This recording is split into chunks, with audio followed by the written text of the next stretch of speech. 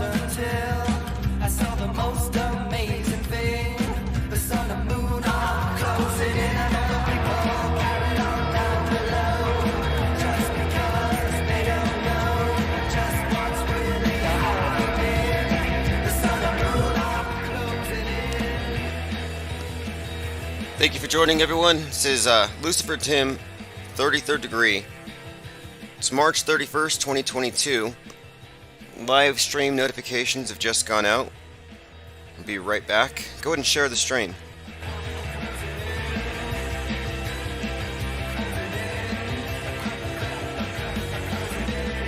We do not know what we are, so all our knowledge is conjecture. Accept the truth about what we feel. Believe it in the feeling, but nothing is real. We're all gods with the knowledge of bliss. We're all deceived except for this. Okay, phones are open. 833-311, 1984. We did open phones last night, covered a lot of ground. This week we've been talking about Pizza Davidson, Kanye West world's burning, various theories that might explain what's behind our strangely scripted / rigged reality, the notion that we're already in the metaverse, and many other topics. Most of it revolving around this new world order religion that has been imposed upon us under the guise of protecting us from some kind of mysterious novel illness. And now here we are on the eve of the 42nd anniversary of the Georgia Guidestones. And you have our president come out and say specifically that it's time for a new world order. I mean, nothing surprising there. Take a listen to this quote from Brock Adams, Director, UN Health Organization. To achieve world government, it is necessary to remove from the minds of men their individualism, loyalty to family traditions, national patriotism, and religious dogmas.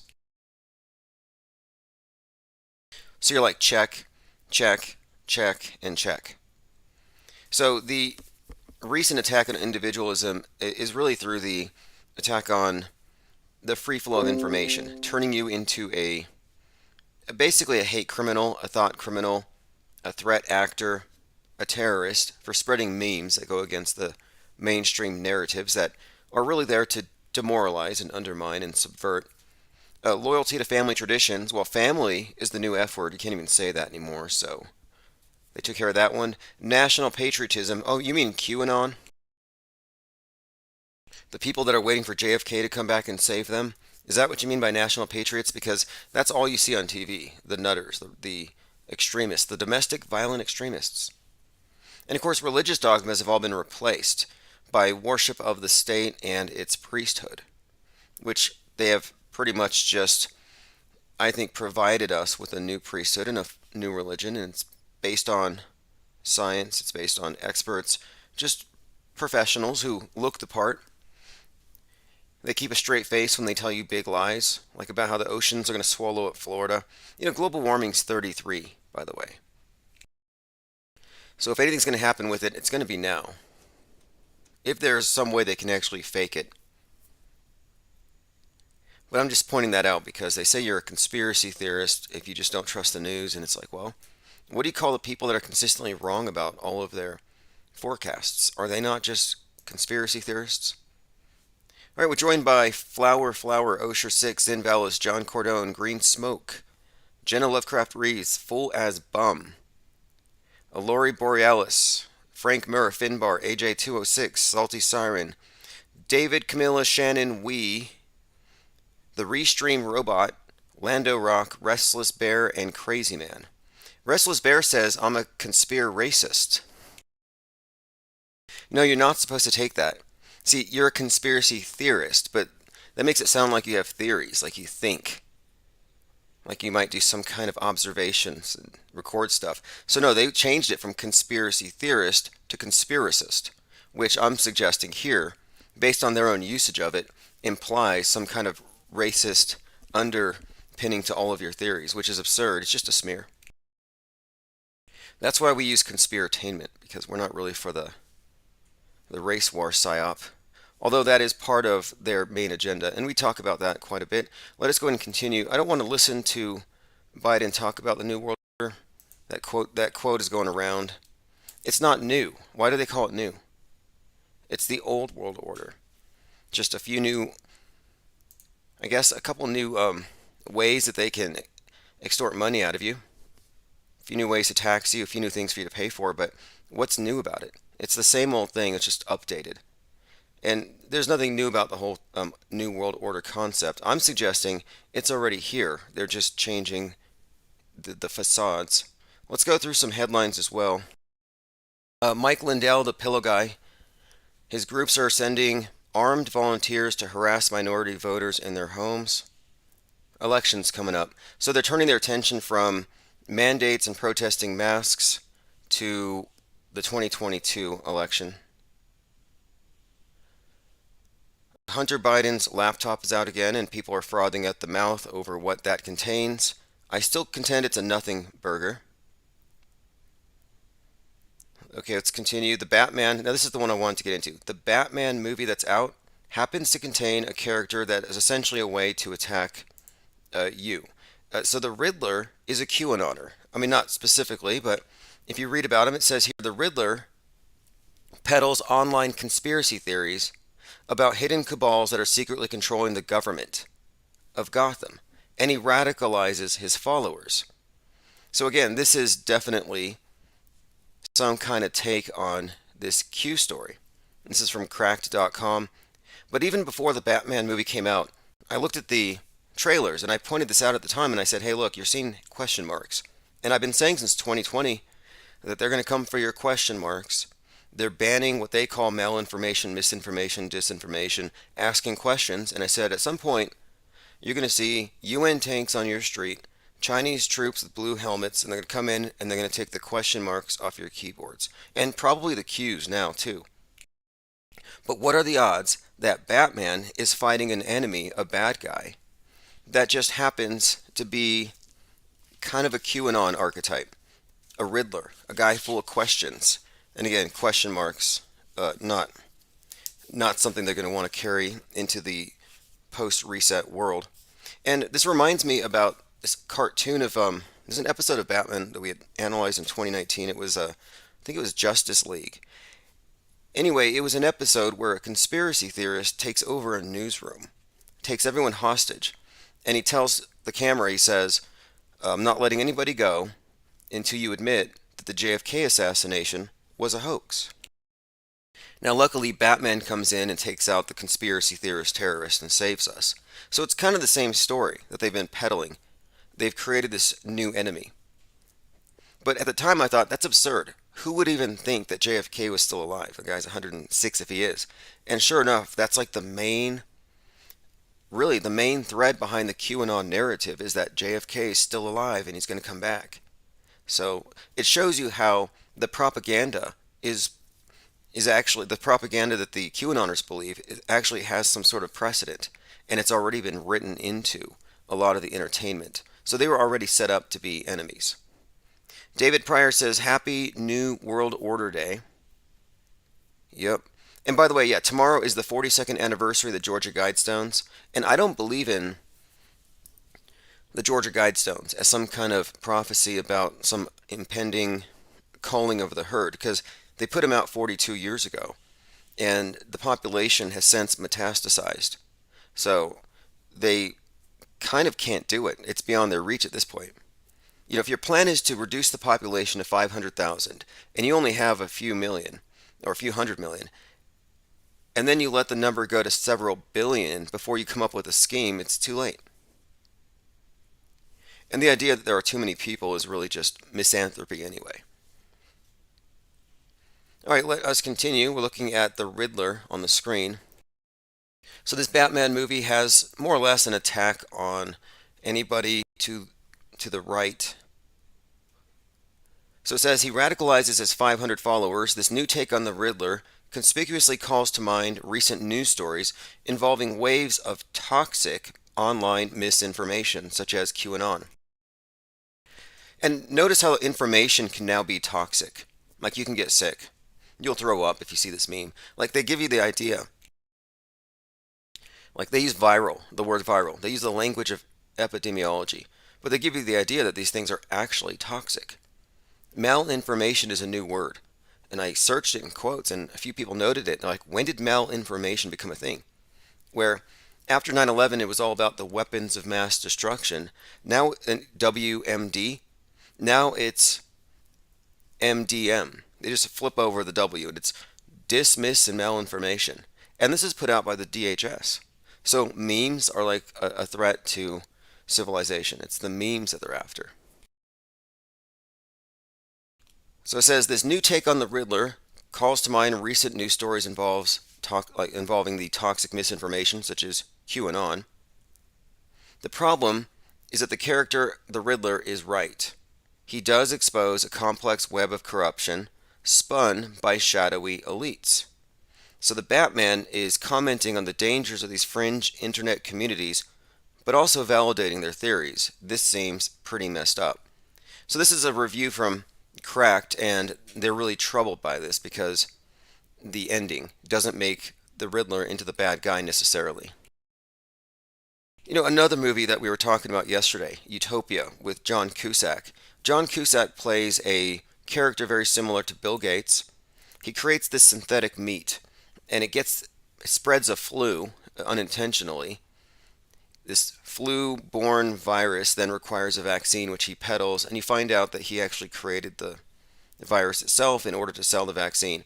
Anyway, this whole show was about how the vaccine was intended to depopulate everybody. So you can understand why Utopia was pulled after one season. The thing is, at the end, the anti-vaxxers destroyed a vat of, well, not a vat, an actual entire warehouse of the vaccine stuff. So the heroes of the story were the anti-vaxxers, and they can't have that, so they pulled it. All right, going through some comments. Thinks he's a penguin says they had to retract the John Denver thing in the comments. Yeah, if you want to call and explain that. And we were talking about John Denver because this is bizarre, but Vincent Fuchsia is running for Senate. Vincent Fuchsia is a major MAGA Trump fan, and many Trumpers believed he was actually JFK in disguise. Later they figured out, no, he's John Denver in disguise. Like, they are obsessed with being saved by a bunch of dead celebrities. But look, you can't call them crazy. You got to see this. This is Eric Trump, and I have a video of this if you want to actually watch it. Let me pull up the video. So Eric Trump's at an event recently, and someone presents him with a portrait of his father, posing beneath a big electric cue. And while they present the painting, you hear the theme song from Star Wars, you know, the Imperial March. So here's Donald Trump with a big cue above his head. Theme song to Star Wars, and Eric Trump receiving the painting. And this is a big, I think it's about 4 foot by 6 foot. It's a large painting. I love that. Hey, That's Eric, incredible. Hey, can you come up here, Jackson, and can you kind of show it to the crowd real quick here, to Jackson and Shaq? You gotta show. Look at this guy. He painted this himself. Look at this. Hold it up. That's amazing. Wow. Look at that. All right, now, Chad has one more painting. One more you want to unveil, and then I'll get out of your way. So they're unveiling these paintings of their God Emperor Trump with a very conspicuous lightning bolt cue above his head. And many of them still believe he's president. And they actually believe that JFK Jr. is president. And, you know, let me go and show an example. They actually believe this. So here's a meeting with the cultists. And when I say cult, I don't mean it to be disparaging. It's just, it is what it is. What are you going to call it? The whole cult of JFK Jr. is a thing. So here's a clip where this man claims that JFK Jr. was there with President Trump when he was president back in July of 2020 at Mount Rushmore. And supposedly, you're about to hear the voice of JFK Jr. in a minute. I'll play it. But this guy claims, he claims JFK was able to walk on top of the head of George Washington and pose for some pictures. So here we go. A moment on the face of this planet that are Q capable. Now, one more thing I had to bring up. So they truly believe that JFK, who was ostensibly shot, in 1963, was literally the second coming of Jesus. And that's why the deep state had to stop him. That's what they truly believe. And so once you understand that, the rest of this makes sense. They're the most trusted. They can carry a nuclear weapon. No one else can. I heard that going off in my ear. Yeah, that's what happens when you talk about Q. Yeah, no, you're listening to a meeting of the true believers. By the way, thanks, Lord Dorkington. We appreciate the support here, and all those at... Is Dorkington a place that you're a lord of? Anyway, all of your serfs and all them that you preside over, thanks to all of you for contributing. And anyone else, if you contribute to this channel, I'm going through the donation list at Ko-Fi.com, and I send claim links for non-fungible tokens. And we have a whole new collection of those. Like on the screen, if you're looking, you see what looks to be a Funko Pop penguin with a wrench. It's an example of the kind of NFTs that you can find over there at the shop. Digital assets. Start building your portfolio. I made it really easy. If you've never opened a wallet before in your life, once you click the link, it opens up a window where you have an opt-in. So you're just 2 clicks away from actually having one of these things in a digital wallet. And it's realer than anything else. I mean, as real as anything else in the world today. Anyway, this is, again, the QAnon conference talking about how JFK was standing on top of Mount Rushmore. Q is 6 military intelligence agencies led by the President of the United States of America. And a very, very special man that is helping, who currently serves as the Vice President of the United States of America. And it was kind of fun to be on that helicopter that dropped him off on Mount Rushmore so he could stand on George Washington's head. Yeah. She says, was JFK there? He says, yeah. So imagine JFK Jr. standing on top of Mount Rushmore, and JFK's in the hospital and Trump's there. And these people they're just totally ecstatic about this idea. And these are the ones who gathered at the grassy knoll thinking he was going to reappear. And they truly believe the Kennedys are the blood of Christ. That's the basis for this whole thing. So you're not looking at just a mere political cult. You're looking at something a little more sophisticated, and it's not going to go away. I'm going to play a few more seconds of it. You're welcome. What's that? Who's the vice president? John F. Kennedy, Jr.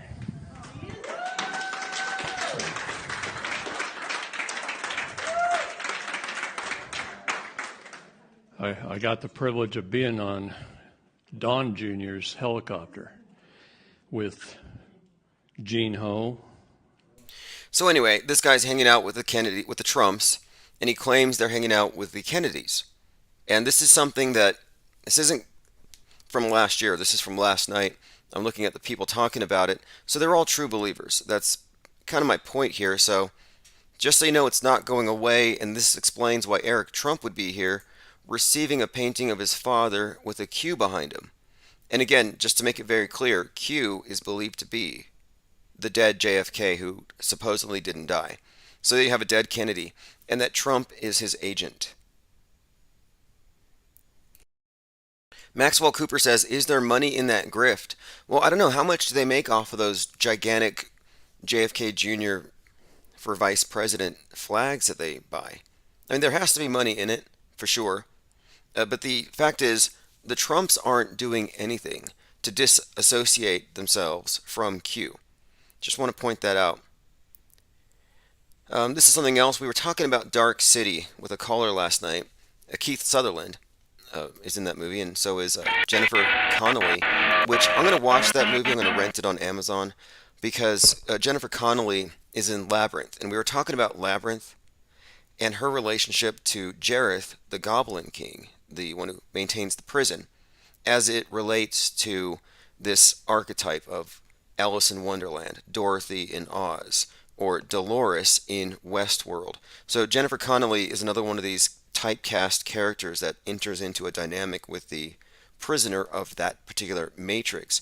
And in this case, in Dark City, she's in it as well, so I'm going to have to watch it. It has all the usual Saturnian symbolism, Chronos, the clock, time control, just the color of it very dark. But also, I noted that one of these alien controllers in Dark City looks exactly like the alien controller at the World Economic Foundation, Darth Schwab. Same uniform, same demeanor. They even sound the same. So, just something else I was pointing out. This is probably what we would call predictive programming. Thanks, Dumb S, for the support. Keeps the text message notifications going out. I believe we have about 150 people receiving text message notifications, and it helps keep the numbers on the live streams up when we have a lot of people show up right away. Jennifer Connelly is in Noah 2, says Finbar. Well, this is one of the other areas that we examine here is when an actor is put into a certain role, you'll find it's a repeated role, and there are certain aspects that are connected symbolically, just not overtly. But I'll be examining Dark City in this context.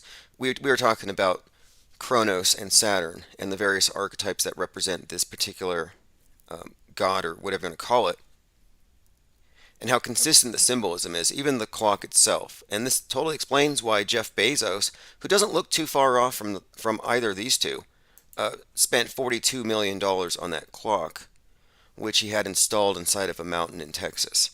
I mean, why would you spend $42 million on a clock? Well, if you knew the number 42 significance to all of the space popes, you would understand it's because it's what their cult is actually about. It's the reference to the Earth God. All right, Joe Ross sent me this comment. Red Dawn was filmed in Pontiac, Michigan. Just a follow-up comment. Last night we were talking about, based on something a caller brought up, all the interesting associations between Wolverines and Michigan, and the colors blue and yellow, and Wolverines, as going far back, as like, for example, the X-Men character in blue and yellow, Michigan Wolverines. We'll follow up on that. And someone else pointed this out to me, some interesting bits of numerology, I guess. And you look at the stuff and you could ask, is this just a coincidence? But I tested this with many other events and I didn't find anything else. So this is what it shows. This is a TikTok video. If you take the starting dates for World War I, World War II, and the Ukraine invasion, and you add them up. So World War I is July 28th, 1914. You add the digits, you get 68. World War II, September 1st, 1939. Add it, you get 68. Ukraine invasion. Add 2, 24, 20, and 22. You get 68.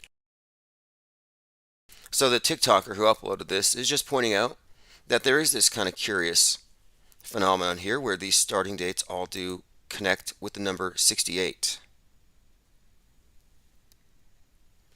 Advanced Setting says, is Klaus Bezos, BFTF?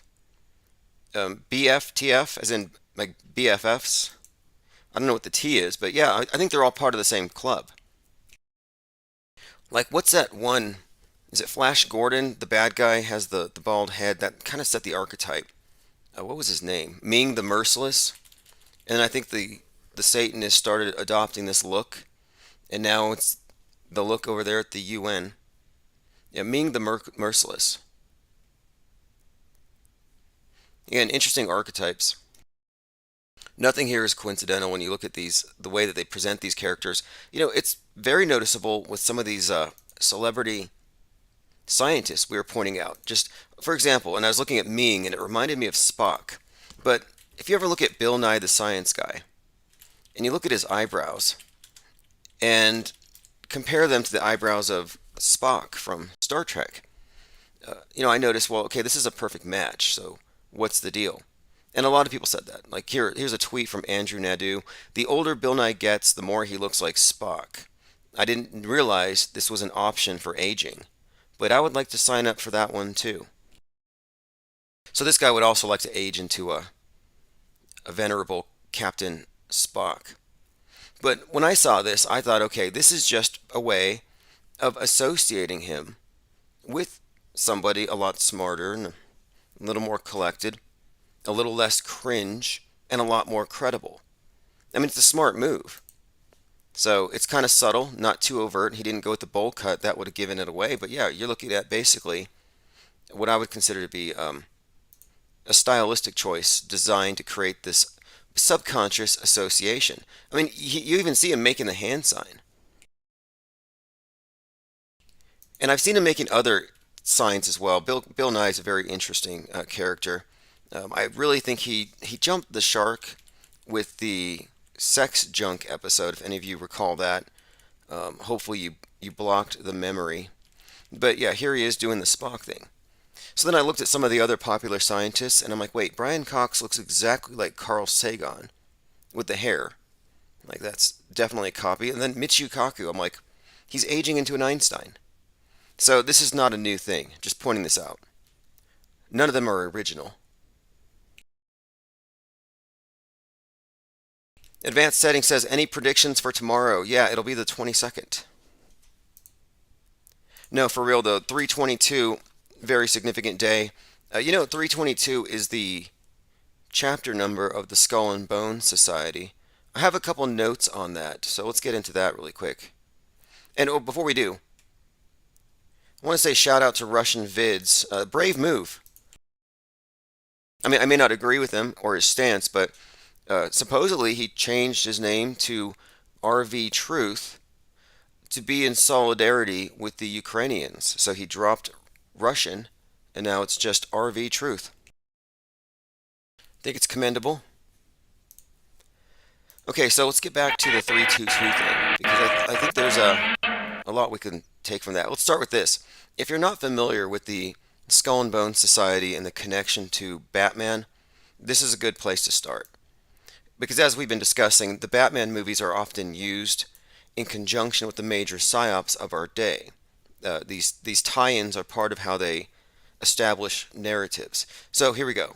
I mean, it's very simple when you get down to it. Order out of chaos, Joker's the patsy, Joker's the super spreader, the anti-vaxxer, the terrorist, the DVE, domestic violent extremist. Batman is law and order. It's not a coincidence that on March 4th, when the new Batman movie came out, on the same day, they announced that they were going to reinstate the death penalty for the Boston bomber, whose name is Joker. Sounds like Joker, and that's actually his nickname. Okay, this is from Batman 1966, where they talk about the origin of the Skull and Bone Society and how it happened to have been founded by Batman's grandfather.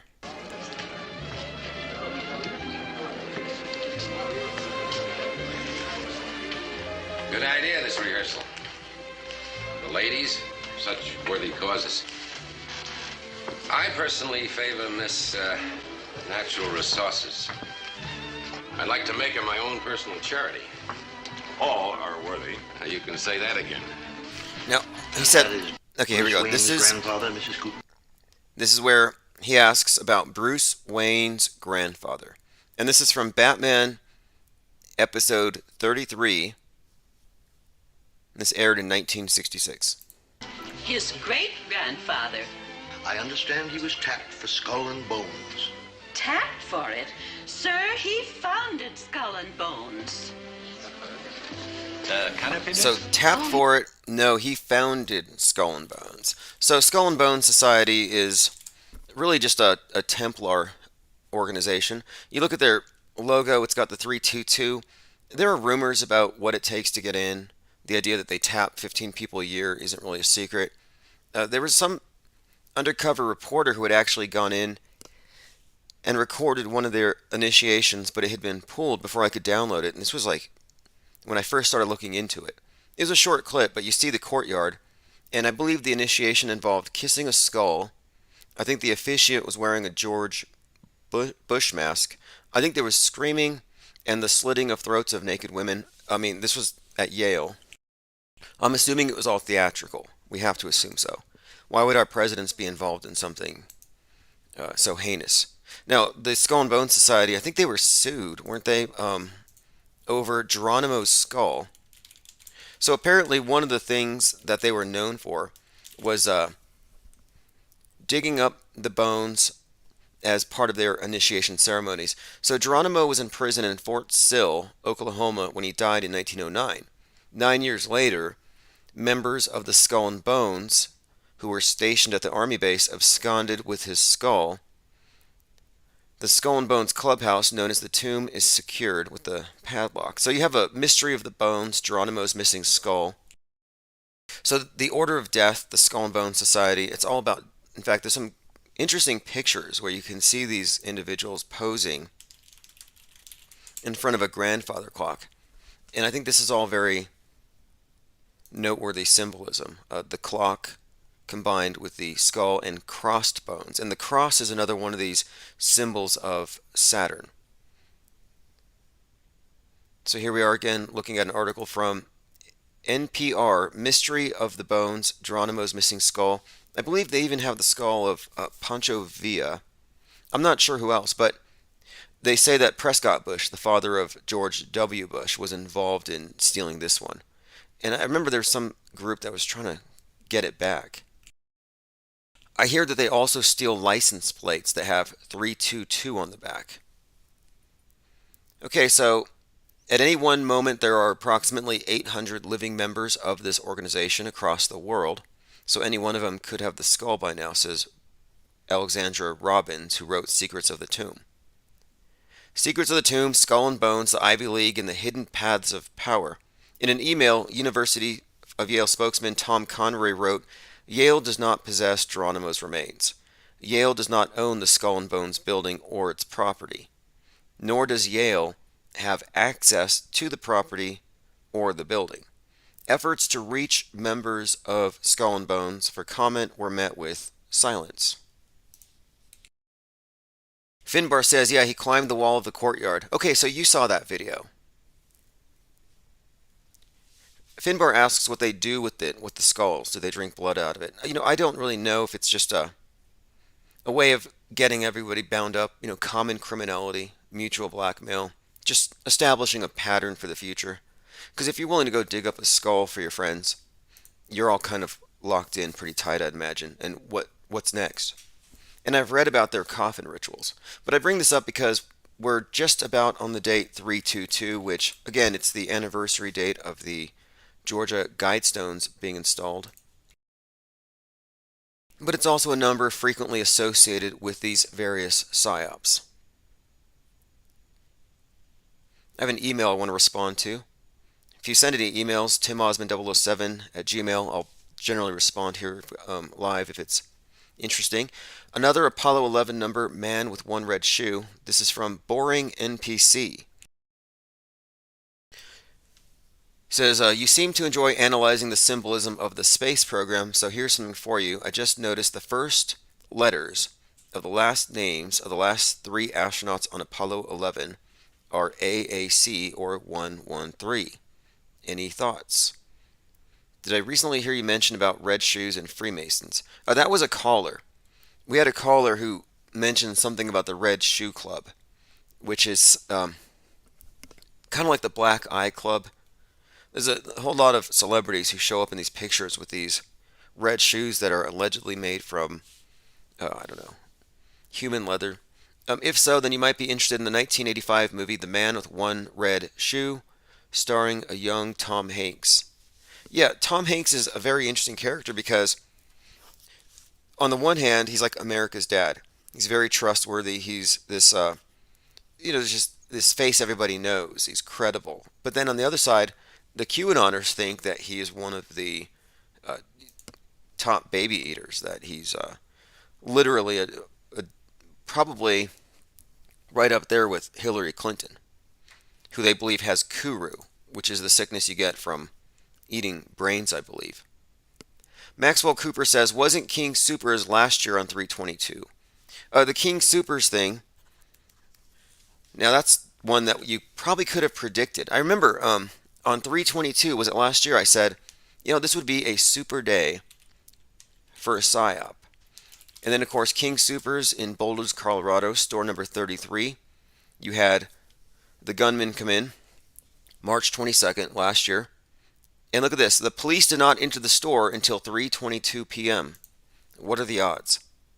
Again, this was store number 33, 33 union employees, and supposedly a bunch of people were there getting their groceries, and some people were getting vaxxed. So they're there for their COVID-19 shot, and they get an AR-15 shot. This was this kind of ironic point the media was making. But anyway, the King Soopers store was shot up by a guy who was doing this in retaliation for Christ Church. So this was a radical Islamic extremist who wanted to get back at the white nationalist extremist for shooting up the mosques. And again, this was the 22nd, so it's about a week from the anniversary of the Christ Church shooting. And this King Soopers shooting followed up on the heels of the parlor shootings in Atlanta, which, and this is, so to me this is evidence of it all being, staged operations. The parlor shootings, which again were right before this, were templated off of the Christ Church shootings. Multiple locations, target immigrant population, the shooter, an internet radicalized white nationalist racist, pulled out of his car following a pit maneuver. A pit maneuver at both New Zealand, Christchurch, and in Atlanta. That's where they drive the person off the road and pull him out of the car. So identical psyops. And then this event was a response to the first one. Like, these three events should not be connected in any way, but they're perfectly connected. And most of these shooters all have the same basic manifesto. Like, they're all just kind of regurgitating the same thing. They need better writers over there at the FBI or wherever it is they gin up these characters. And that's not hyperbole. There's a pretty good article on Vice about how the FBI was actually bankrolling neo-Nazi literature to the tune of like $100,000. So if you're a writer looking for work and you don't have a conscience, FBI bankrolled publisher of neo-Nazi books. That's from Vice.com. Typical, I imagine. I wonder if the FBI pays Eric Dubay to write flat Earth content and then insert, Hitler into it. I mean, what other incentive do people have for promulgating a lot of this absurd stuff? But yeah, King Soopers, that was last year. I'm going to open up phones here in just a moment. So the shooter was Ahmad al-Issa. He was arrested after being shot in the leg. He was temporarily hospitalized. And later it was explained that he did this as a retaliation. Look at this. The police did not enter until 3:22 p.m. on 3/22. And look, this is so predictable. That's why so many of us were watching that day. And then the more you dig, the more you find it's clearly a coordinated operation. And, at this point, it's tragic comedy. All right, let's go back. We're talking about, someone had asked me what we think is going to happen tomorrow. Oh, check this out. Yesterday we talked about Alex Stein, 99, the comedian turned truther turned rapper who actually had a co-hosting gig with Alex Jones, who he complimented as the funniest comedian on earth. It's like, whoa, you almost blew his cover, Bill Hicks. But take a look. So some Russian official saw the performance where he rapped about putting a bullet in Putin's head, and he wrote here, this is a translation, in the U.S. state of Texas, a local official showed support for Ukraine through rap. So he looks so official, they assume he's official. They don't know he's just a YouTuber and a comedian in a suit at city council.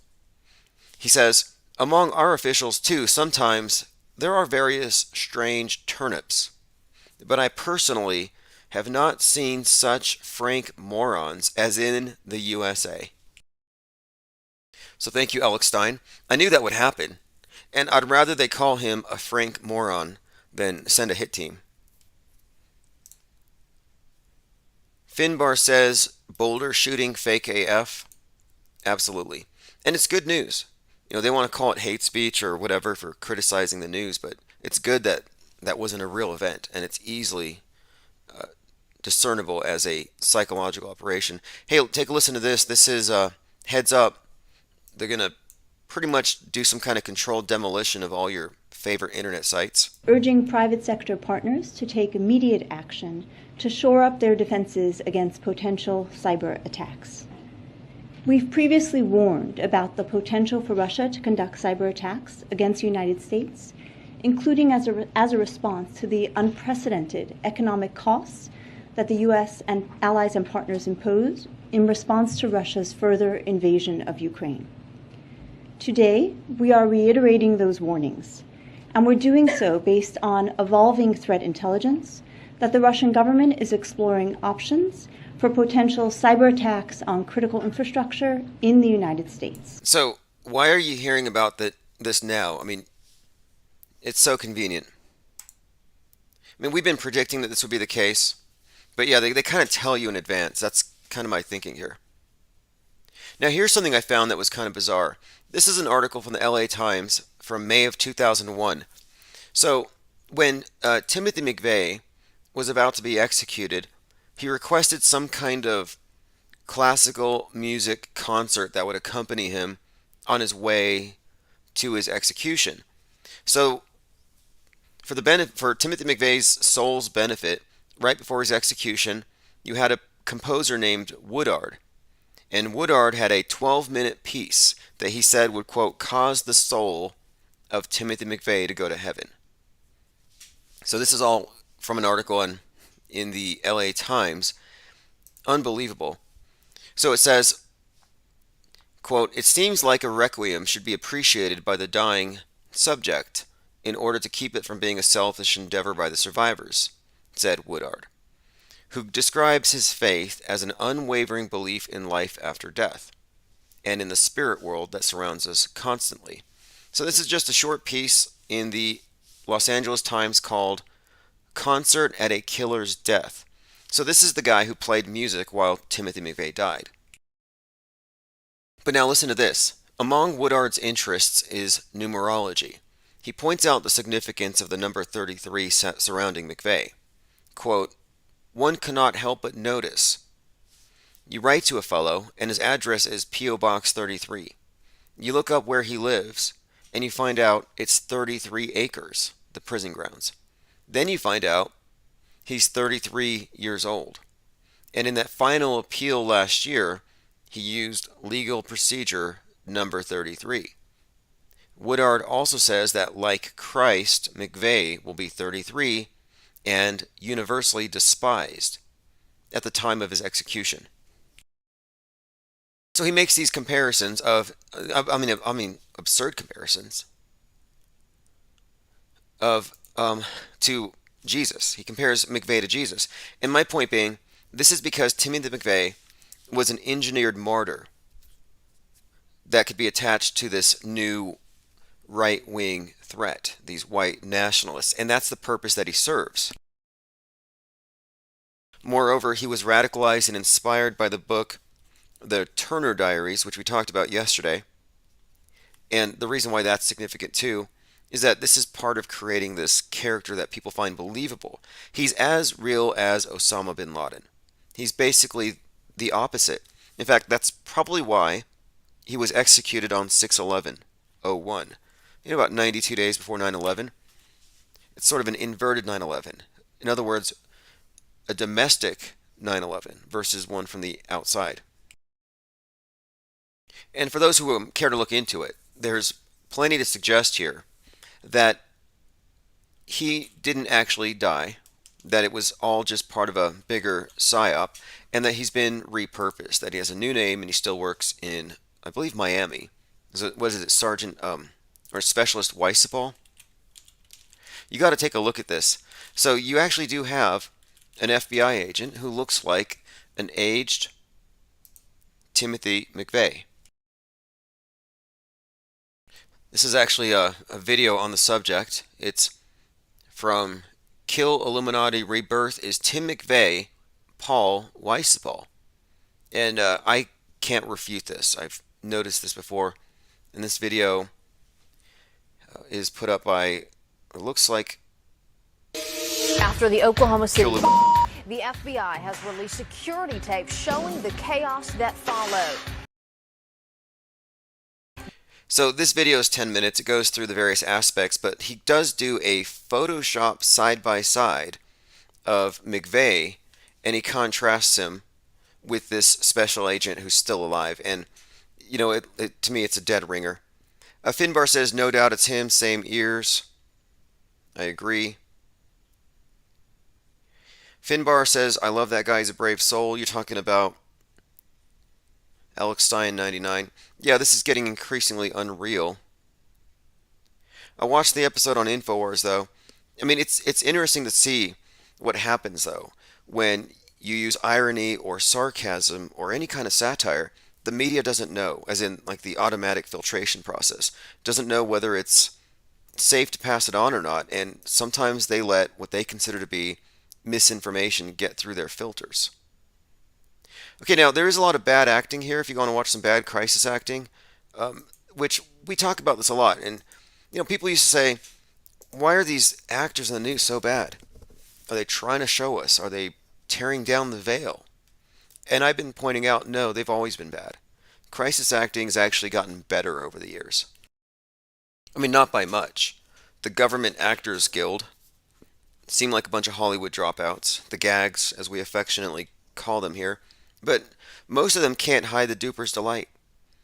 And it's probably because they're getting paid, or they're nervous, but, you know, you're looking at also footage from a time before you had real-time criticism. Like here, we sit around talking about news events, and we can take clips from yesterday and criticize it and call it out as a hoax or fake. That wasn't always possible. So we're in a new era here. But yeah, if you look back, it was always that bad. So look at these jokers. Think about during the thing, and tears still come to my eyes. Incredibly tight. He says tears come to my eyes, and he starts laughing. And somehow Robert Stack doesn't notice. This is on Unsolved Mysteries. I didn't want to get sidetracked, but just in case there's any domestic violent extremists out there still saddened by Timothy McVeigh's death, he's still alive. Now take a look. This is Weisseball, and this is a side by side, same years.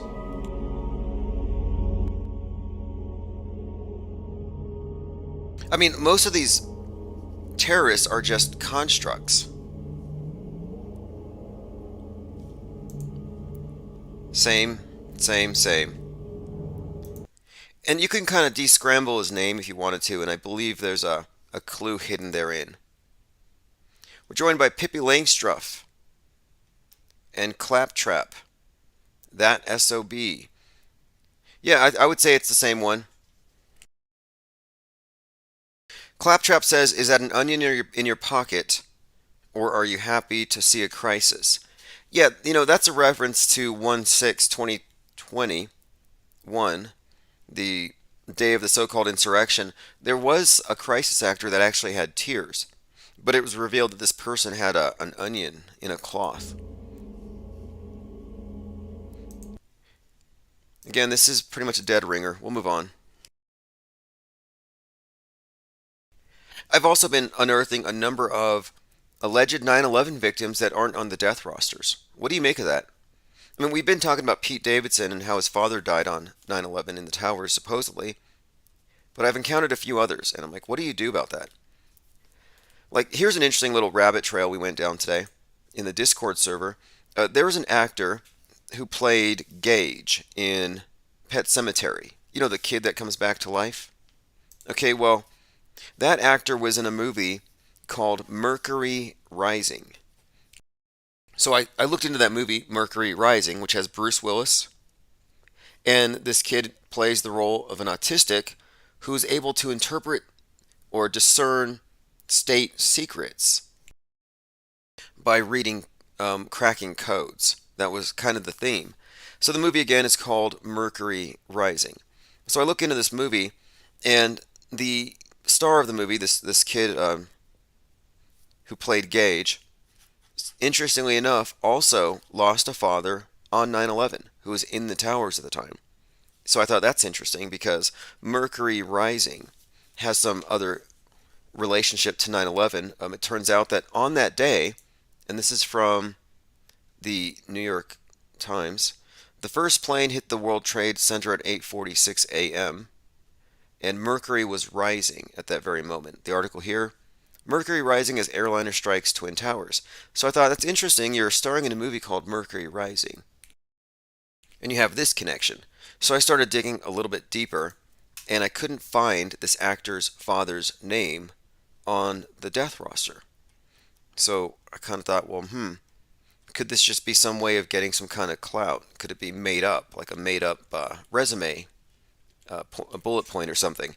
So it turns out that no, on that day, he assumed the role of head chief of the Chickasaw Republic, the seventh one, on that day, because the present chief was the one who had died. That was his father, so he inherited the role, or he's the next in line. So it's just kind of odd that his name wouldn't be on the death roster. And there's a few others we're looking at. I mean, our research is getting somewhere. All right, let us continue. We're just going through my Minds account at the moment. I had a lot of notes down. All the world's a stage, all the women and men merely players. They have their exits and their entrances. That's William Shakespeare. This concept of the world as a stage, it's more literal than not, as we've been saying. In fact, wasn't it like in 2020 they really gave away the game? You know, the first guy to get vaxxed was a guy named William Shakespeare. He lived in Warwickshire, which is where the original William Shakespeare happened to live. And I believe he had a sister named Margaret, which William Shakespeare also did. Yeah, William Shakespeare gets the COVID vaccine. First man to get the jab, William Shakespeare. William Shakespeare, first man in the UK to receive COVID-19 vax, 81 years old. William or Bill Shakespeare. And again, he was in Warwickshire. He actually lived there. Just all these coincidences, endlessly fascinating. Almost unbelievable. I was also doing a little bit of research into the Manson event and what followed around that, especially the cult itself. Just comparing it to the recent news with Marilyn Manson and all of his the women in his life. And I was looking at this documentary. It's it talks about how Manson was controlling everyone through fear. But I'm looking at these Charlie's Angels. They all had these buzz cuts. And they talked really tough about defending Charlie, and it just seemed entirely unbelievable. It looked entirely scripted, like a really bad movie. And they reminded me of the Lollipop Guild from the Emerald City. I mean, real clownish stuff. And so we'll be doing some research into the Charles Manson phenomenon, which I also would posit was an entirely Hollywood driven psyop that I don't think anybody actually died. But there are definitely some interesting connections worth looking at here, especially when you tie in organized Satanism.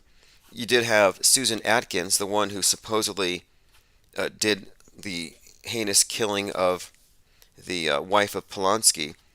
She was one of the witches or topless dancers that Anton LaVey from the Church of Satan hired, and there's pictures of her posing inside of a coffin. So we'll get into the Manson thing deeper, but here's a documentary. It's from the Daily Mail. I find it just to be so unbelievable. Like, looking at the news of the past is just retro auto-hoaxing is what we've called it. Charles Manson's Satanic Maidens. The cult leader's ruthless control of his disciples with sex, drugs, and fear is laid bare in chilling footage of shaven-headed girls wielding knives and guns from a macabre video hidden for 40 years. So I'm looking at this supposedly macabre video, and I'm telling you, it's like the Lollipop Guild. They're not intimidating in the slightest, and they seem like it seems like really bad acting. And what they say is, if you laid a finger on Charlie, we would chew their necks off. I'll play some clips. You can listen to these girls describing their fanatic loyalty to their... Whatever is necessary to do, you do it. When somebody needs to be killed, there's no wrong. You do it. And then you move on. And you kill whoever gets in your way. This is us. Does that sound believable to anybody here? And she's posing with the weapon. I don't find any of the stuff believable. It hasn't aged well. You know, you look at the old space program footage and you're like, did people actually believe this? And yeah, I just think we're more sophisticated audiences in the 2020s, and this stuff isn't going over very well. I can see why they kept it stashed for 40 years. So I'll go through this, I'll find some choice clips, and I'll post it tomorrow. Here's something else I wanted to bring up. I think this might be a contradiction. You tell me. So this is an image. On the left you have a Tesla Roadster in outer space, allegedly. And behind it you see the ball Earth that we're all stuck to, supposedly. And the thing is, the ball Earth is completely dark on the other side. So the sunlit side, presumably day, is bright. The other side is dark. So I'm wondering, why is the dark side of the Earth dark? Because the footage that we get from the International Space Station always shows the thing to be lit on the backside. As in, you can see cities, you can see street lights, you can see everything. You can see the signs of life. So what's the deal here? How come from 300 miles up, the Earth is glowing like a Christmas tree? But from 3,000 miles away, it's completely dark on the other side. Is that a contradiction? Anyone here? Von Gogh says, referring to the Charlie's Angel, it looks like purposefully bad acting, like she's hamming it up. Well, that's what I mean. That's not acting. You're supposed to be chilled. The Daily Mail said this is chilling footage. So I'm watching it thinking, okay, I'm going to see some crazy women under mind control. And no, I just see these goofy girls that remind me of the Lollipop Gang from The Wizard of Oz, which, I mean, they are kind of grotesque and a little bit intimidating, but laughable. So, no, I don't believe the Manson story to be real. Too many holes in that story. And we'll continue. And look, there's this theory that Charles Manson is a total construct and that possibly even George W. Bush might have had a little stint. Has anybody seen that? George W. Bush and his voice analysis and even the facial recognition software will actually tell you that George Bush is like 95% Charles Manson. Like, this is from Paste. Let me bring up a couple comparisons for you. I mean, this has been going around for some time. There's just this uncanny resemblance between the two, and it's very pronounced in the voices. George W. Bush and Charles Manson. Daily Motion Video actually has a compilation here. If anybody has a convenient voice comparison, I'll play it. There's so many here. Bush-isms sound like Charles Manson-isms. Charles Manson, played by George W. Bush. Excerpt. Let's take a look.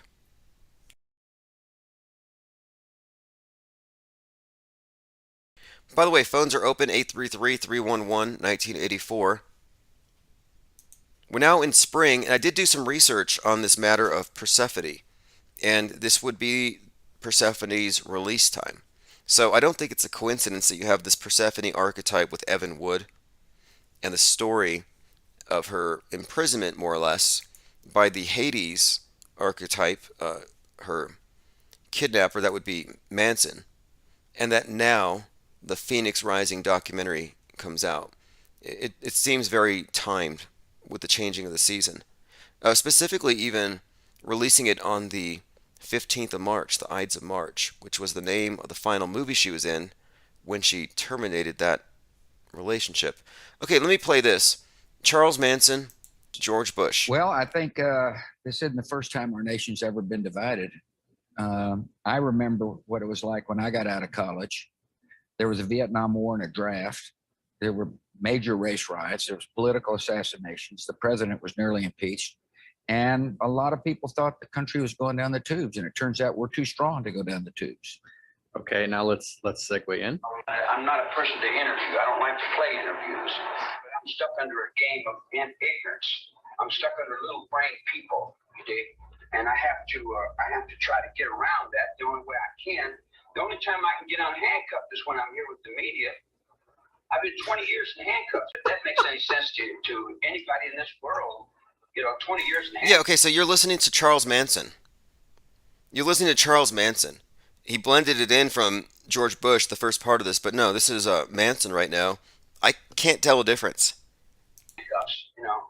So he can play daddy, to you. I mean, And listen, I mean, if you don't hear, you hear it there. You can hear the cadence, the intonation, the delivery. It's Bush-esque. And I'm just laughing too because I'm watching this Charles Manson one, and if you want to see it, it's called Charles. Yeah, so this has been going around for some time. So the voices are very, very close, and I've done this with a number of these, and it's undeniable. But it's not only that. But let me pull this up. If you search W and Manson, their faces, the facial recognition sites actually kind of equate the two, which also is kind of strange. What does this mean? One theory is that the entire Manson thing was a psyop, which I find to be believable. And could George Bush have played that role? I don't think there's a strong resemblance. I don't know. Maybe they're just both at peak crazy. I'm not quite sure. What do you think? Does anybody here think that George W. Bush literally played that role? Someone else had pointed out, I think it was Brand here, Manson's face tattoo changes its size and position over the years. Yeah, I've noticed that. I've seen discrepancies, like there are several different Mansons. And if you listen to Manson today, he's basically speaking the same language as Greta. I think he's dead now, actually. But it's usually his last few years is all about preserving our atmosphere. We're running out of air, etc.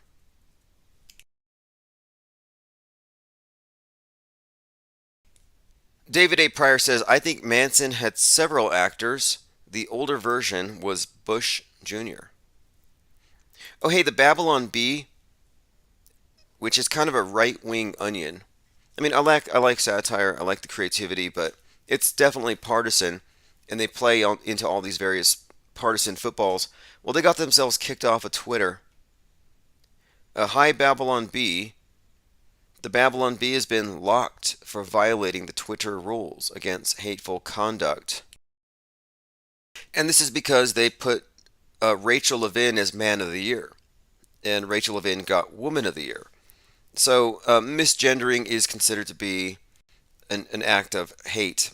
And I'm surprised they weren't a little more savvy, a little more band savvy. But they like to, push and prod. So they got what they wanted. But I was looking at this article, I'm like, what are they talking about? Well, they had some runner-ups, and so I don't know if this exonerates them, but it wasn't just Rachel Levine that they misgendered. They also suggested that Colin Kaepernick ought to be recommended as Woman of the Year. Also The Rock. So here are the winners of the Babylon Bee Women of the Year. Dwayne The Rock Johnson, wow, what a beautiful woman. Hulk Hogan. And these are all people who've played these roles in movies. We had no idea Hulk Hogan is a woman, but there's no denying this photographic evidence, and he's in a tutu. Look at this brave, powerful woman playing football. You go, girl. That's Colin Kaepernick. President Zelensky, what a fantastic lady. We're so thankful Ukraine has such a strong woman leader during these difficult times. Mitt Romney, runner-up or guest, Woman of the Year, inspiration to us all. Stephen Colbert. Justin Trudeau. This year, Miss Trudeau showed the world that anyone can be a dictator. The ghost of Kiev. An actual photo proves that the ghost of Kiev is a woman. SpongeBob from the episode where he dressed as a woman and pretended to be a mother. Kyle Rittenhouse's prosecutor. shattering glass ceilings by showing that even the girls can attempt to put innocent people in jail. It says, congratulations to all these brave, beautiful women. Anyway, it says here, not satire, the big banks are seizing the assets of conservatives. Coffee shop chains are advocating for the defunding of police. And woke corporations are blah blah, send us some money. Okay, you get it. So they kind of go after everything. Phase Polarizer has joined us. Let's see, the missing... Hey, if you want to call in, 833-311-1984. We were talking about Dark City, continuation from last night's conversation. We brought up Eric Trump receiving a big painting of his father with a Q halo.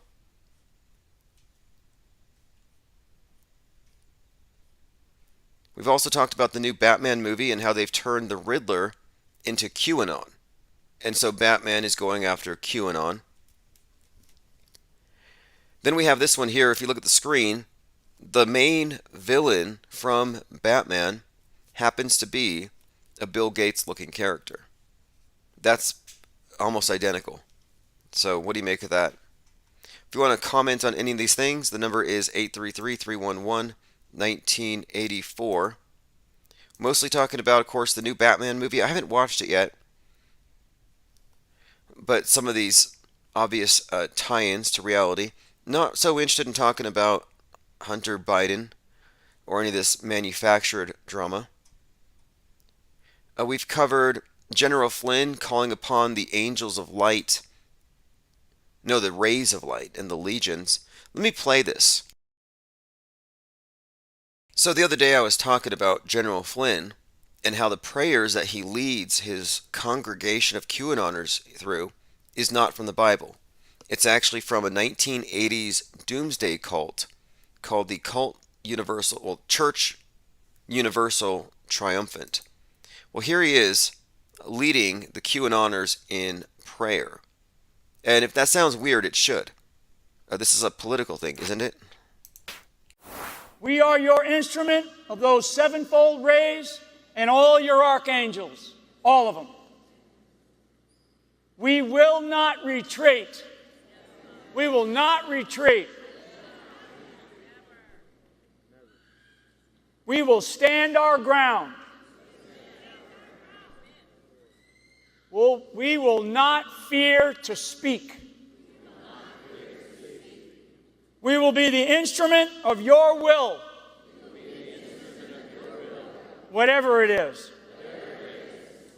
In your name, and the name of your legions. Again, this is something of an oath/prayer, but what you're actually hearing, again, it's not biblical. And the legions and the 7 rays of light that they are going to be conduits for and servants of come from a 1980s doomsday cult that were channeling angels and believing that they were fighting a deep state. They believed that they were channeling the great white brotherhood to fight deep evil. No different than the white hats versus the black hats.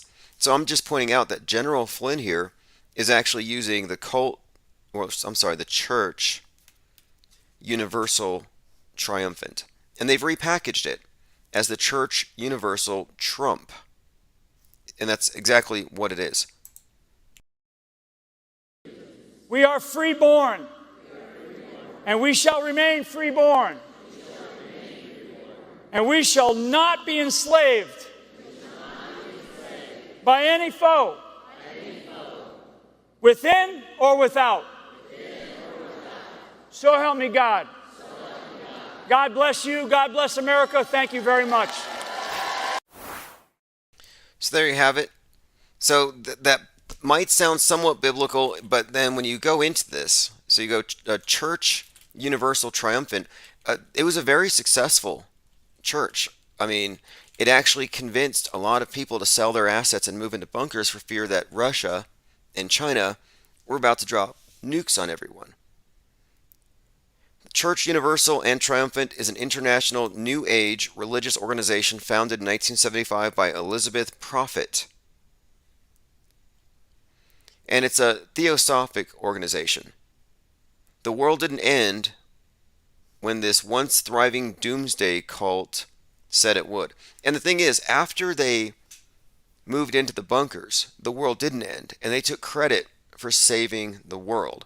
So they didn't lose any of their credibility among their membership.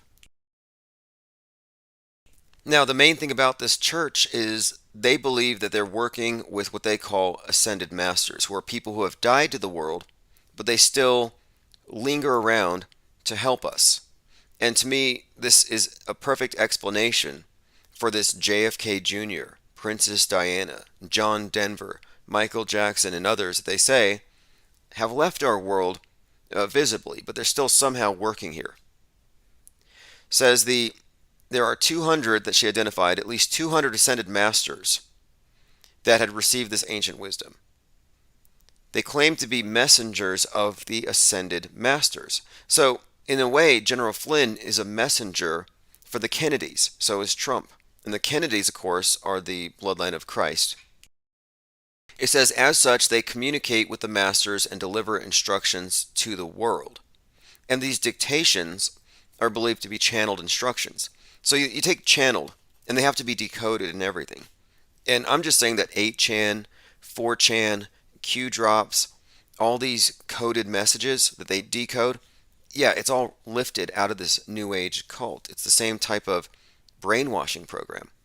Now it says here, one of the most important decrees is to invoke the violet flame to balance one's karma. It's the doctrine of the 7 rays, which has teachings about chakras and reincarnation. So, hearing this, can you still claim that the QAnon movement is a Christian thing? No, it's a New Age thing. It's Gnostic, it's part of the Western mystery tradition, and they do believe that they're bringing about a new Christ. And it doesn't have a happy ending. At the end of the Q road, you are in fact looking at a bloodbath, because they're going to kill all the Democrats. And if you disagree with that, you're free to call in. But that's basically their storyline. They're going to execute all the traitors, all the deep state, and we're going to have to stand down while they carry it out. So, it would be dishonest to say that the QAnon movement isn't a violent extremist ideology. It actually is. Even if you think you have the moral high ground, it's the same motivation as radical Islam taking out the great Satan. This is a complete one-to-one thing that they have actually purposefully constructed. They have replaced the Quran radical with the QAnon radical. Great Satan is still the great Satan. It's still the same bad guys. The white Al-Qaeda or vanilla ISIS and the domestic violent extremist, it's pretty much one for one. They've replaced every facet of the previous threat with the new threat. This also explains why when you're looking at the construction of the QAnon thing, it's why they're trying to convince the public that these radicals have a fringe that are willing to pop off, and it's just this open call for violence, and we're waiting for it to pop off. Well, we're going to see it, in my opinion, likely this summer. Joined by Rocco Calzone, Diana South, TC. Hey, take a look at the screen here. This is we talked about this yesterday. This is a cover of The Economist from 2015. The weaker sex. You have a guy with a red cap inside of a male symbol that's pointed down. Looks like a Q, looks like a MAGA hat. This is years before Q, years before MAGA hats. What are the odds? Just another prophetic Economist cover. Commenter says, remember Heaven's Gate. They wore Nikes, shrouded in purple, committed suicide to get to the comet Hale-Bopp. Yes, Marshall Applewhite. And, there are some indications that Marshall Applewhite might actually be Jim Morrison's father, Admiral Morrison, playing a role. Interesting story if it's real, but this fear of cults is something that I think they also like to emphasize. It's not their cult, it's inherently bad. All right, let's see here. The cult of climate change right now is ready for climate lockdowns. Again, shout out to Allergic to Bullshit for finding this. This is a short clip here just describing how the new normal is actually lockdown society, lockdown culture, locking down to save the planet. And so I would invite all of you who actually believe in global warming, just lock down early. Get a head start, start saving. If you want to call right back, I think I accidentally hung up on you, caller. John Bracey posted this tweet. First time in a movie theater since 2020, I'm the only one in a mask. I won't be back till 2024. Infinite Plane Radio. Hey, I wanted to comment on the QAnoners and what they want to happen to the bunch on the left. Okay, yes, let's talk about the QAnon tribunals. Can you have Q without tribunals? I'm just, I didn't follow the Q drops. All I know is that I was following David Wilcock for a while, and he, so I'm going by information that I got from there. Supposedly he had insiders too, talking about all the sealed indictments, and they've been talking about this for a long time. It still doesn't seem to have happened, but according to what his synopsis of all of it was that there were going to be indictments through the courts, and they would be tried through the courts, and either whatever the sentences would be for the crimes committed, it was going to go through legal courts, not some kind of I don't know. What are you saying? I mean, how are these? This bloodbath supposedly. Whose hands is this at? Who's doing this? I was told that QAnon and Trump are leading a military operation, and so these will be military tribunals, and we will be locked down at home, and we'll watch on TV as they execute the traitors. So when I think execute, even if it's for the right reasons, I'm not in favor of capital punishment necessarily, but the idea that we're going to watch the wholesale murder of a bunch of bad actors, it just sounds like, isn't there a better way? But I mean, to me, it sounds like a bloodbath. Don't military tribunals even have some kind of a court process? They don't just put people against the wall. There's got to be some kind of process that goes with it. Well, many of the QAnoners relish the idea that a lot of these people have already been killed. They'll say, oh, they already took out Tom Hanks. He got the shot. They took out Ellen DeGeneres. Oh, yeah, they killed. And they have a list of people. So they believe that bad guys are being executed at Guantanamo. And a lot of the QAnoners, they relish this because they believe that they're seeing devils being killed off. I mean, why wouldn't you? I don't know. So that seems really an extreme group, though. It doesn't seem like. I mean, how many followers does Q have? Kind of in general, would you say? Supposedly, there are 40 million people who agree with the basic premise. That's from polls they've taken. Okay. Now, as far as you can't. I mean, you can look at the Q group of people and just say you're just looking at patriots. You could, but you would be turning a blind eye to their central motivation, which is there is a deep state and it's global, and this is a military operation to uproot a global cabal. So you cannot separate Q from global cabal. That's their primary thing. It's like you can't take the devil out of the Bible. No, and that's actually, I agree with that. I would say that they're probably right on that level, and that's a lot of the information that David Wilcock had also went into a lot of that. They went into the alliance, which is supposedly the people in the military that are the quote unquote good guys that are helping, and all of that. So yeah, it is a big story. Supposedly he had several insiders that he was getting information from that were attached to the military. Well, if it's true, then it will be, by definition, a bloodbath. It just will be a draining of the swamp. There'll be people who deserve it, but you can't escape the fact that if you're talking about Hillary Clinton being hanged, or or Bill Clinton being No, hanged, or no, or that's burned Tom Hanks ridiculous. at the stake. Well, how would you execute them? Bullets, lynching, necklacing? Well, it depends on, where are the trials, and I don't know. I don't know what the logistics of that is. Do you go by a state's jurisdiction, or the military has their own firing squad kind of thing? I mean, God, when's the last time anybody's even been, put up against the wall by the military? Right, right.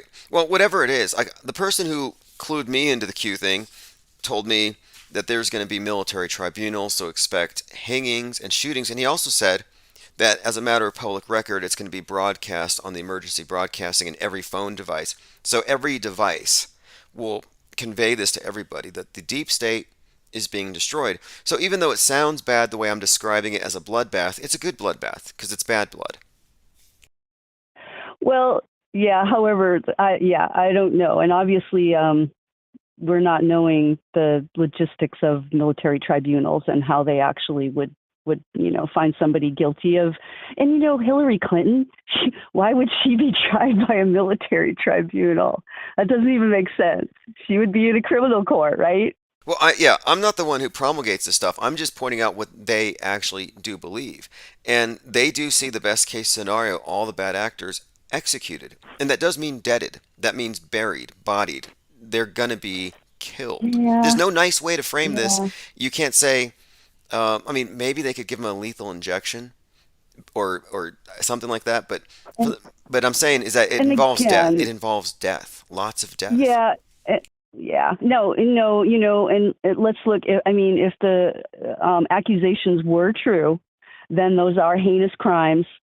But I think people that get caught with doing things like, some of them are killed, some of them are put in jail for life, whatever. Kill baby eaters. I'm with it. Look, if they're actually doing everything that they're executed, then we're not even dealing with humans. We're dealing with demons in the flesh. Yes, they are. They're subhuman. I agree 100%. Totally. If that's what's going on. Yeah. So you can understand, I don't mean to mischaracterize them. They have good intentions. Like, if you want to kill the bad guys and you find out they're guilty of heinous things, it's not hard to see yourself as a good guy. But I just don't want to take away the essential fact that every terrorist thinks that they're doing the right thing, that they're fighting the great Satan. Yep. And I kind of think that they're going down a very dangerous path following people like General Flynn. Yeah, well, and again, here we go. So 40 million, that seems kind of high, doesn't it? Do you really think they have 40 million followers? Well, how many Trump voters were there? And then how many of the Trump voters believe the essential story of QAnon, which is actually just a reiteration of older concepts about world communism, about various groups. So I don't think it's far-fetched. Let me see where that figure came from. So I know it's mainstream, so we can trust it. But he's lost a lot of people recently. When he started going for the vax thing, I think he turned off a bunch of his followers. And also, I will say, even if let's say there are 40 million, it seems to me like as far as like seeing red and wanting dripping blood and people dying by the thousands, no matter whatever they did or didn't do.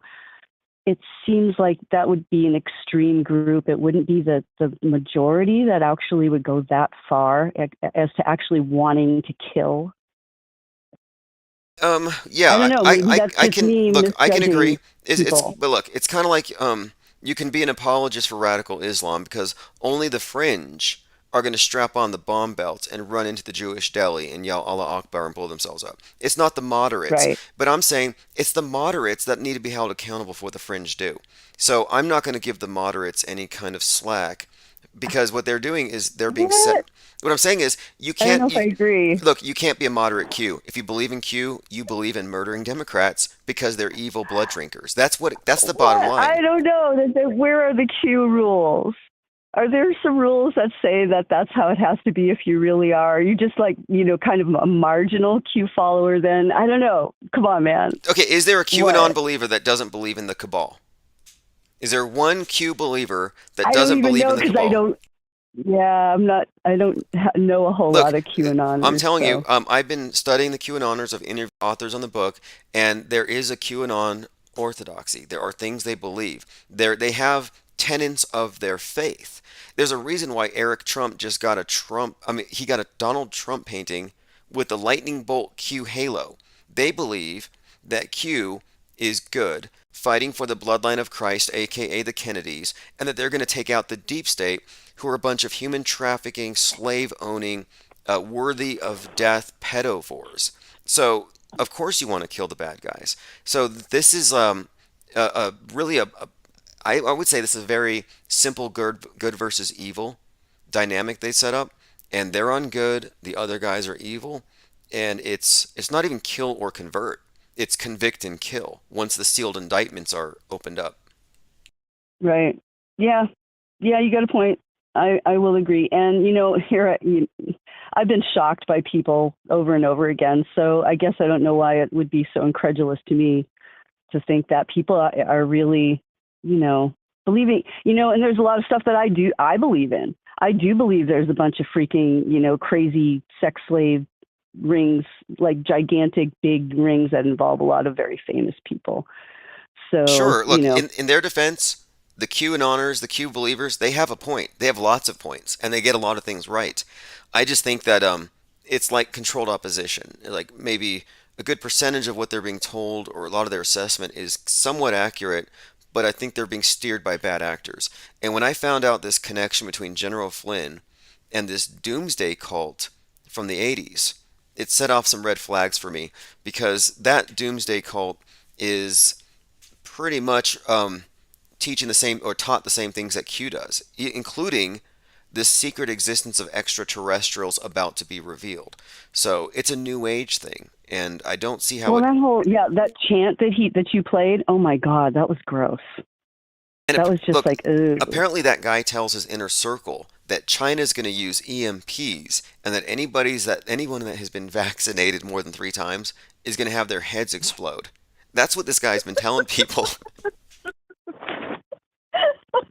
He doesn't say it in these big meetings, but you got to pay. All right, yeah. So if people believe that, then you know what? I'm just going to have to say, wow, okay. What do you say? Yeah, exactly.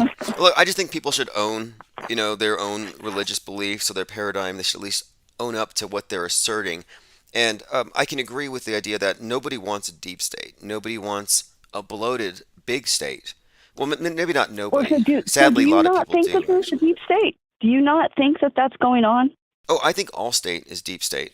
I think the idea of saying the deep state is just pointing at the Democrats. You're right. But I think look, the right wing is also deep overt state. And covert. Yeah. I wish it was that cut and dry, that you could just point to the evil guys and then you take the side of good and you get rid of the evil and then it's pure. But it's not that simple. And I think that this movement is a utopian kind of view that they can perfect mankind. And this has always been criticized by conservatives. They used to criticize this stuff. The idea that you could have this utopian plan, perfect man's institutions, drain the swamp and have everything perfect. Flipped around, hasn't it? Everything has literally flipped. The mirror. Yeah, it's remarkable, There's isn't so it? many mirrors. I mean, they've even made, you can find mainstream articles connecting this QAnon movement to a new hippie movement. And they're saying, oh, it's like the hippies are now right wing. They're now on the other side. I'm like, that's another example of this this mirroring, this inversion. Or even I've been in awe, of all of it.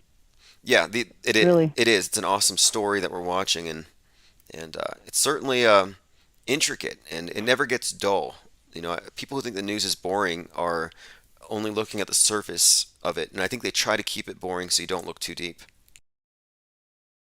Yeah, boring, mesmerized, distracted. Yeah. Yep, exactly. Well, I love the stuff that you get into, man. You've got some great connections that you've been getting into, and it's really fascinating. Awesome, and thanks for calling, and thanks for challenging my premise that the QAnoners are a bunch of bloodthirsty domestic violent extremists. Like, I'm not trying to mischaracterize them. I'm just slightly exaggerating, but they are kind of just the other sheep. I gotta say, even though I do believe in a lot of the stuff they're talking about. So Yeah, exactly. That's why I never totally dismiss these things. I try to understand them because well, and you do, yeah, you do say that, but yeah, I mean, when you start talking about all of them wanting to be, see blood dripping and would like to rip people's heads off themselves, it's like a little too much. All right, hey, thanks for the call. Have a great night. All right, you too. Good night. Yeah, so if I don't want to mischaracterize, like I said, but we are talking about the core beliefs. The core beliefs here. All right, so let us continue. And look, I'm ready to let the QAnon thing drop, but then I get videos where they're talking about, oh, JFK Jr. was flexing on top of George Washington's stone head at Mount Rushmore. And then here's Donald Trump with an electric Q halo on a big painting, being handed to him by an artist with a wicked mullet. And Eric Trump is there. Wow, I love this. So you can't disassociate this group. And look, the QAnoners see this stuff, and this confirms. Oh yeah, he's an agent of the Kennedys, who are the reincarnation of the bloodline of Christ. That's what they extrapolate from that little exchange there. So it means something. Okay, we were talking about Babylon Bee getting banned for misgendering people. Covered Mercury Rising. Oh, the Riddler's the main thing here. So I haven't seen the new Batman yet. It's going to be streaming next month. If anybody here has seen it, we welcome spoilers. But from what I've gathered, you have a Bill Gates type villain, and then the Riddler, who peddles online conspiracy theories about hidden cabals controlling the government. Again, Riddler is Q. And this was so predictable again. Oh, here's some good news on when is this coming? There's going to be a comet twice the size of the dinosaur extinction rock. And I think this is this Tuttle? Is this the one that's going to kill us? Maybe it's this year. What happened to the asteroid 3 times the size of the Empire State Building that was supposed to kill us last Friday? Like, they must assume we don't have an attention span. It's the TikTokification of the news. It says, we are but a rock spinning through a void of space at a terrifying rate. This is difficult for the Earth that has to travel through the cosmos in close proximity to a number of asteroid belts. But now our planet is in danger of being assaulted by other space rocks. So Swift Tuttle has a 133-year orbit around our sun. Swift Tuttle is going to kill us very soon here. It's a cosmic snowball of frozen gas, rock, and dust. Leftovers from the formation of a solar system. Why is it so concerning? Swift Tuttle follows a very steep orbit around the sun, travels at 36 miles per second, and it's moving 4 times faster than the one that impacted the Earth. So it's just a reminder here, nothing about life on Earth is guaranteed. And that's the main thing. I think they tell you these stories to keep you in mind, to keep this forefront in your mind at all times. You can die. Global warming, asteroids, anything. You just have to always be aware that you're going to die. This is a nightmare scenario. We're on a terrifying journey through an infinite void of space. And I think it's the complete opposite. I mean, at this point, they've been wrong so often, they're just not reliable for their incoming predictions. Truth Hurt says, didn't a fridge-sized asteroid hit on 311? Yeah, I heard about that one. So they say. And these things are supposedly worth a ton of money. I mean, it's such a big joke. Do you remember in 2020 there was the coffin maker who found an asteroid, and I think he went and he sold it for £2 million or something. It was in Indonesia. And he was a struggling coffin maker in 2020. That was like my first clue that this thing was probably a hoax. It's like in 2020, if you're a coffin maker, you should be doing pretty well. Unless that was a hoax too. Here we go. Look, man sold meteorite to become a millionaire after it fell through the roof of his house. A 33-year-old coffin maker. Man becomes a millionaire as a 1,400,000 pound meteorite crashes through his roof. Man gets rich when meteorite from heaven crashes. Indonesian coffin maker, now millionaire.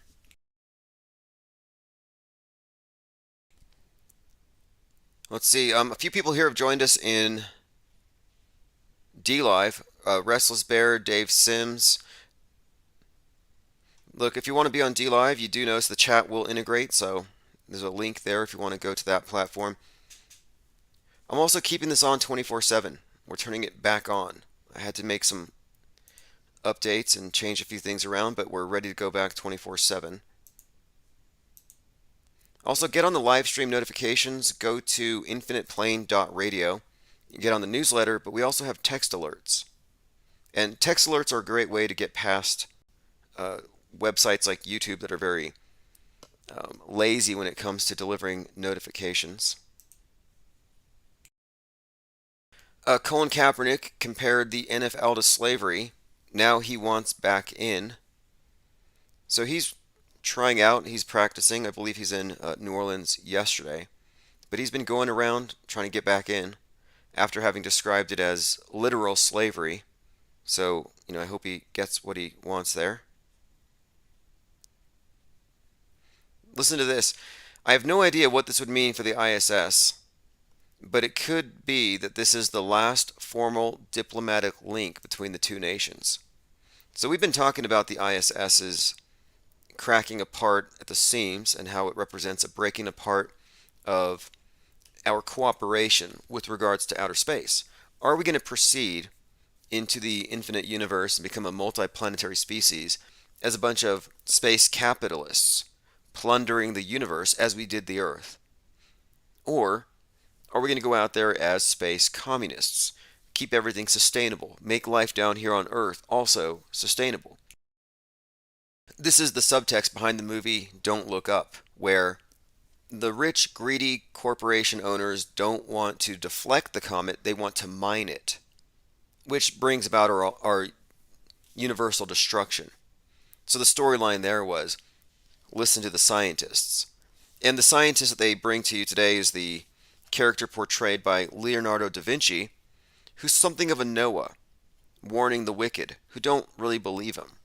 They think he's eccentric or whatever, but he's proven to be right. And the character that they portray is a pill-popping agoraphobe. He's terrified of the sky. And this is actually a repeated theme with the protagonist in Moonfall. Another scientist looks kind of like the character DiCaprio was playing in Don't Look Up. And he too is riddled with anxiety and constantly popping pills. The subtext being, if you knew how bad global warming was, you wouldn't be able to sleep at night. So anyway, this represents the fundamental split here. Because if we continue on the path that we're going, we, being the Titanic, we're going to hit an iceberg. So that's why they keep on honing in on images of Jeff Bezos on a mega yacht, the guy who owns the Blue Origin. They want to convey the richest man in the world can't be the guy that decides how we move forward. So this is the story. This is the basis for this ideological divide and why Russia and America are breaking up. Well, anyway, Russia tells U.S. ambassador that ties are on the verge of being severed. And this is from Reuters. But this was all predicated by a lot of stuff that we could see, hardly even having to read between the lines, just looking at the relations up above. And this summer, they even had literal cracks in the space station.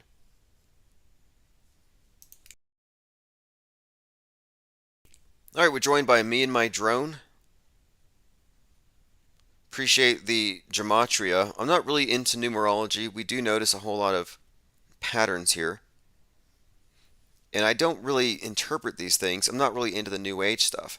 But there is a symbolic language and a system of symbolism that you can interpret the meaning of things from usage. And that's pretty much what we've been doing this time. It helps to remain active. There are people who go deeper into the symbolism and assert that this means that, but I kind of think that's you lose objectivity. All right, some other headlines here. Again, the Batman movie has a QAnon villain, or sort of a anti-hero, I guess you could say, in the Riddler. From Z to Q, when letters become political symbols. So now they're going to go after your Z's as well and pull them off the keyboards. It's like one of these days, you're just not going to have a Q. And you might think I'm joking. And it might have started off as a joke. Like I used to joke that there was no meaningful distinction between Hollywood and the news media. But no, it's a fact. It's an observation. Most of our so-called conspiracy theories are just observations.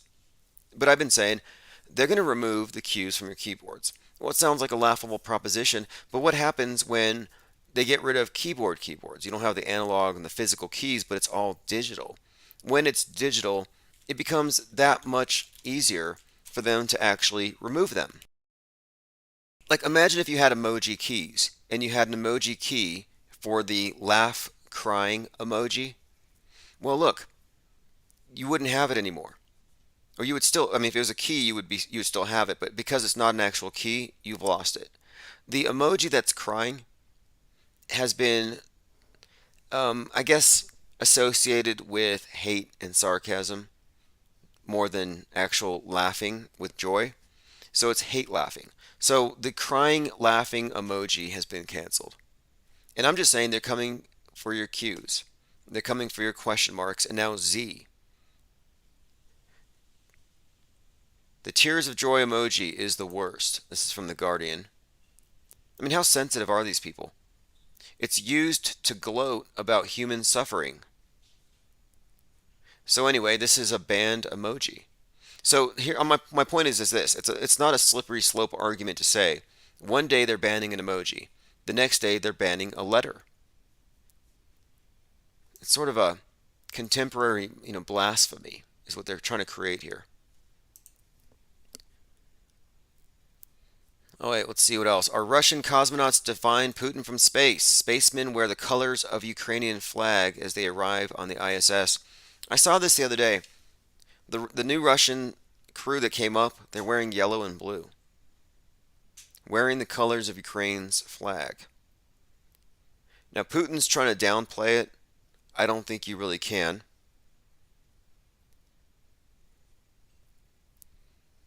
A QAnon surfer thought he was Neo from the Matrix before he killed his children.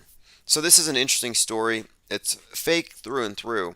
If you look at every single picture, look at everything attached to this story, you will not find anything associating this individual with any kind of Q or Trump or MAGA. None of the pictures are convincing in the slightest. But this was one of these stories that I more or less had predicted. I had said keep an eye on August 8th through the 11th for some left coast Manson-esque killing or atrocity to be blamed on the QAnoners.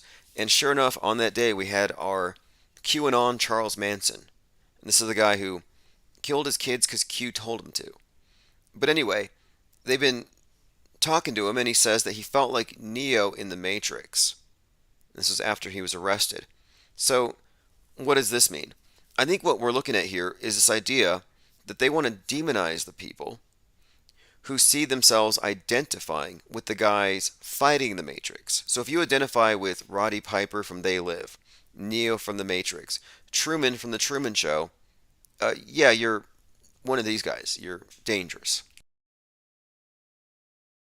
Again, this is all just, to me, it's a psyop to create a new archetype to scare people with. I think that's why they chose this particular scenario. They were showing that the toxic misinformation from flyover country can even reach these safe enclaves on the left coast and radicalize someone when the wife's not watching and then he kills the kids. So this is just meant to show that no one is safe until this information is bottled up. His name was Matthew Coleman. Again, he's sort of a right-wing Charles Manson in the sense that, or there's a couple of parallels here. One, anniversary of the Manson killings, he does this atrocity. Two, he's the visible face for this right-wing hippie movement, used to demonize it, much as Manson misrepresented the hippies who were on the other side, more or less, the anti-war side. We're looking here at a construct. Matthew Coleman, the dad who killed kids over QAnon theories, deteriorated rapidly. Now, according to him, Q told him to kill the reptilians. And again, I follow the Q. I've listened to QAnon. I've read all their stuff. I follow all of their leaders and main Twitter accounts. And what I've discerned here is that they're not about reptilians. They're about this deep state thing. There's no mention of reptiles. It's really not a thing. So the idea that Q told him that his wife was a reptilian and he had to kill his kids, yeah, that's completely made up stuff. And it's pretty much of a stretch to me that he would be a QAnon person, because anybody who's even slightly radical QAnon, even if they're just sampling the Kool-Aid, they've got the swag. They've got the bumper stickers. They've got the TikTok, the Twitters, the accounts where they're going out across the country waving their flags, and that's all absent here. So I don't really buy it.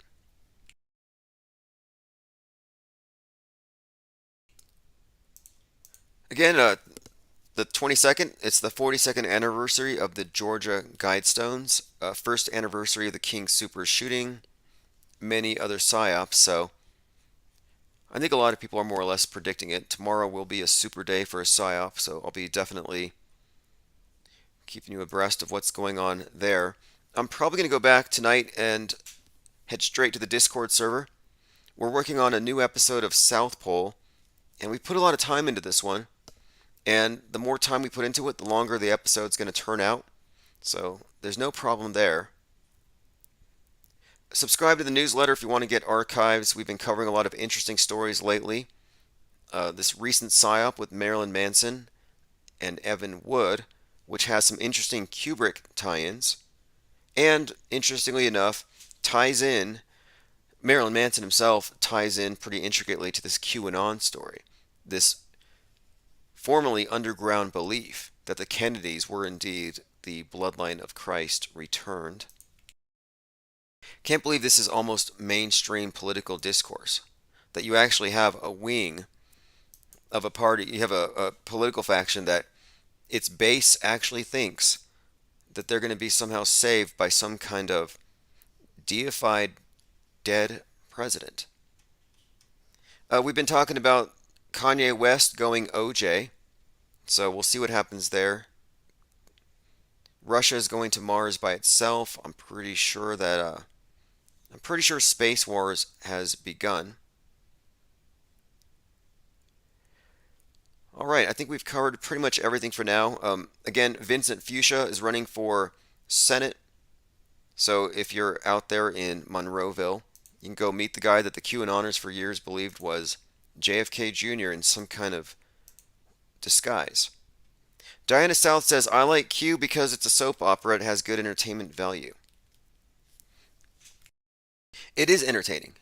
It is interesting. And what we're witnessing, too, from a perspective of maybe if you're an anthropologist, you're looking at the emergence of a new religion. It's a new Christianity.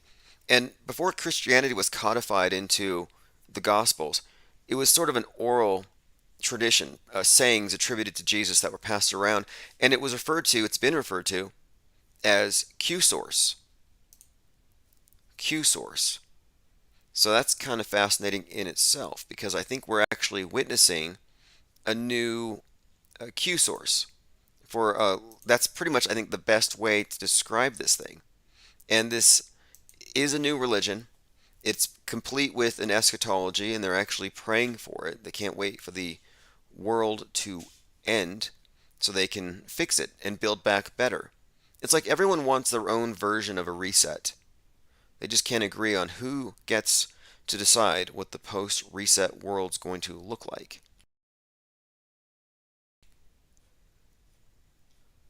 All right, I'm going to maintain the 24/7 stream. So if you're here in YouTube, just stick around. It's going to stay on 24/7.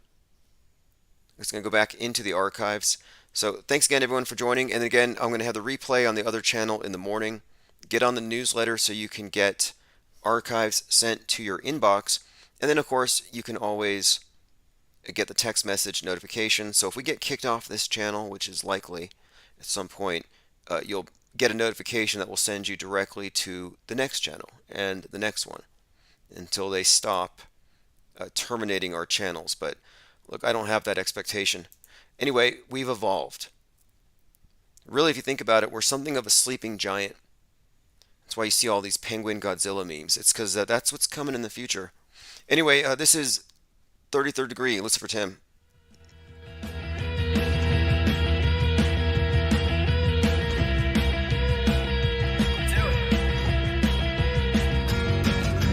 Walking down Duke Street, what did I see? A little plaque upon a door beckoning me. I had a little read of it to see what it could be. It said this is the court of the 33rd degree. I was taken aback, a little suddenly, as I looked askance at this door in front of me. Yes, there was a black lady stating it to be the Supreme Court of the 33rd degree. You are.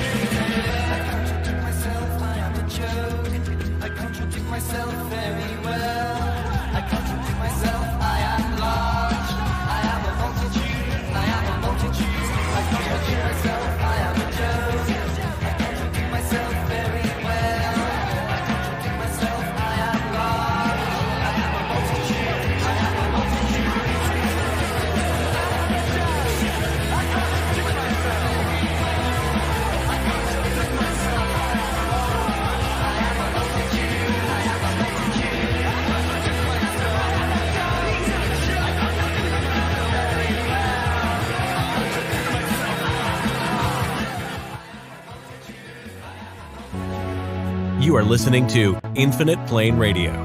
Stick around for live call-in shows. Stay for the music and recent replays. Join us at infiniteplane.live for 24/7 live chat with other listeners.